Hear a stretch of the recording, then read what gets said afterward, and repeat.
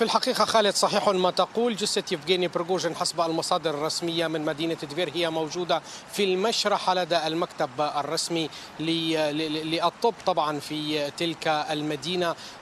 تطويق أمني للمنطقة بشكل كبير، إن كان في مكان سقوط الطائرة أو في مكان تواجد حطام من تلك الطائرة أو في مكان طبعا المشرحة. هناك تواجد لعناصر الأمن وسيارات الشرطة لمنع أي شخص من الوصول إلى ذلك المكان. خالد طبعا في آخر التطورات حول هذا الموضوع، موقع الرادارات الذي رصد الطائرة المحطة يعني الطائرة المنكوبة مساء الأمس تحدث عن أن هذه الطائرة خلال حركتها قرابة الساعة 6 مساء بالتوقيت المحلي وهي 3 بعد الظهر بتوقيت غرينتش قامت بتغيير مستويات الطائرة وارتفاعاتها 5 مرات خلال أقل من نصف دقيقة. الحديث يدور عن أن الطيارة كانت تسير على ارتفاع 8 كيلومترات و500 متر، ثم هبطت إلى 7 ومن ثم ارتفعت إلى 9 كيلومترات. وآخر مرة تم رصد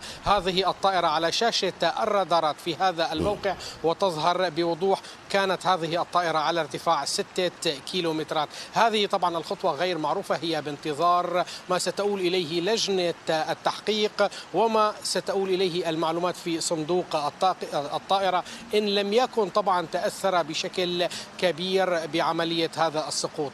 خالد طبعا الكثير من الروايات تتحدث، الكثير من التوقعات والتحليلات حول قضية سقوط هذه الطائرة. كل هذه الأمور هي مرهونة بشكل مباشر بنتائج التحقيق.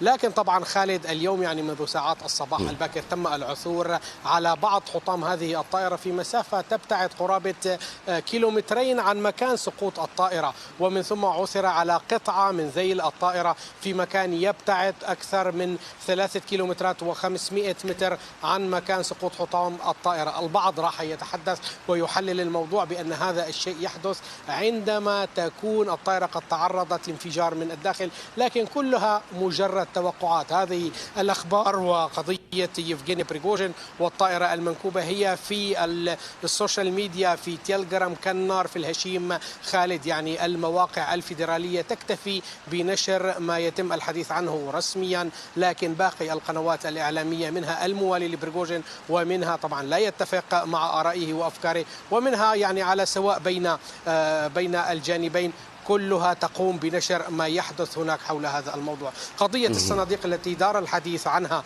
صباح اليوم بإخراجها من تلك المنطقة حتى هذه اللحظة لم يعرف ما في داخلها، لكن التوقعات تشير إلى أنها أشلاء لجثث الضحايا المنكوبة من تلك المنطقة التي تم إخراجها من تحت أو من بين قطع هذه الطائرة. هذا هو الوضع خالد الآن. هناك لجنة التحقيق ما زالت تعمل، تم تعيين كما تحدثنا في النشرة السابقة السيد إيفان سوبل، وهو محقق معروف للتحقيق بقضية سقوط هذه الطائرة. هو محقق معروف في روسيا، له باع طويل في هذا المجال، كان يستلم أبرز القضايا. أبرزها كان عام 2014 عندما حقق في سقوط طائرة صاحب شركة توتال الفرنسية في مطار فنوكوفا بالعاصمة موسكو، ما أدى إلى مقتله في ذاك الوقت. أيضا في عام 2019 عندما سقطت طائرة روسية حديثة من طراز سوبر جيت 100 ما أدى إلى مقتل 41 شخصا. خالد